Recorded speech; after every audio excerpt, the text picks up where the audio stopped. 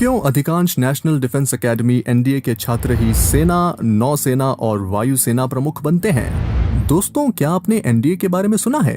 क्या आप जानते हैं ये क्या है और कहाँ स्थित है? और क्या आप जानते हैं कि ज्यादातर एनडीए के छात्र ही क्यों सेना, नौसेना और वायुसेना प्रमुख बनते हैं?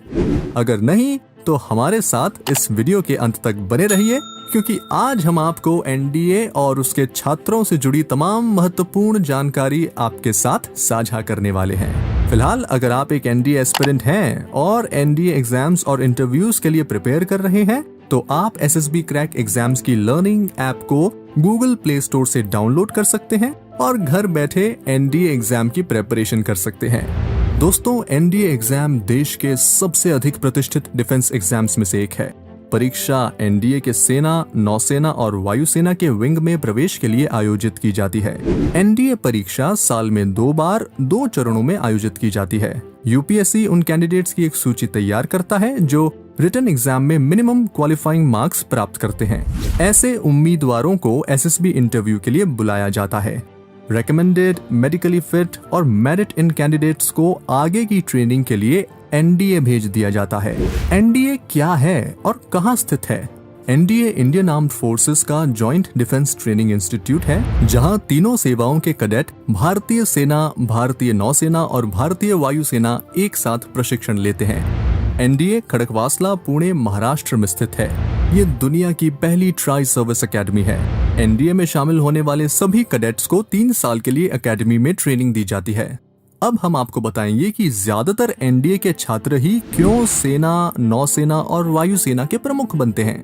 किसी चीफ का एनडीए से पास आउट होना अनिवार्य नहीं है, लेकिन अधिकांश चीफ ऑफ स्टाफ एनडीए से होते हैं, क्योंकि एनडीए का 3 साल का कठोर शारीरिक और मानसिक प्रशिक्षण उनमें लीडर और वॉरियर बनाने के लिए तमाम आवश्यक गुण विकसित कर देता है। साथ ही सेना में अन्य सभी कोर्सेज के मुकाबले में अर्ली कमीशनिंग के कारण उन्हें लेफ्टिनेंट जनरल या समकक्ष के पदों को प्राप्त करते समय सीनियर बना देते हैं, और वह अधिकारी जो एक कमांड का जनरल होता है और सबसे सीनियर अफसर होता है, वही सेना प्रमुख का पद प्राप्त करता है। इसलिए एनडीए पास आउट को अधिक फायदा मिलता है।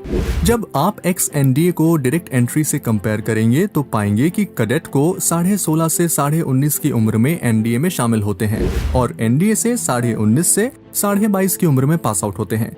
फिर ये कैडेट जेंटलमैन कैडेट जीसी के रूप में आईएमए में शामिल हो जाते हैं और 22.5 से 23.5 वर्ष की आयु में कमीशन प्राप्त करते हैं। वहीं डायरेक्ट एंट्री की एज लिमिट 19 से 24 वर्ष है और उसे ग्रेजुएट होना चाहिए।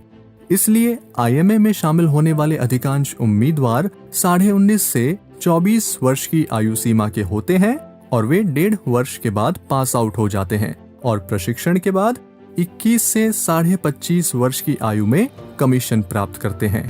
तो देखें कि एक एक्स एनडीए एक डायरेक्ट एंट्री की तुलना में लगभग 6 महीने से 1 साल पहले कमीशन हो जाता है, और ये 6 महीने की सीनियरिटी उसे बहुत मदद करती है जब वह फ्लैग रैंक के लिए जाता है।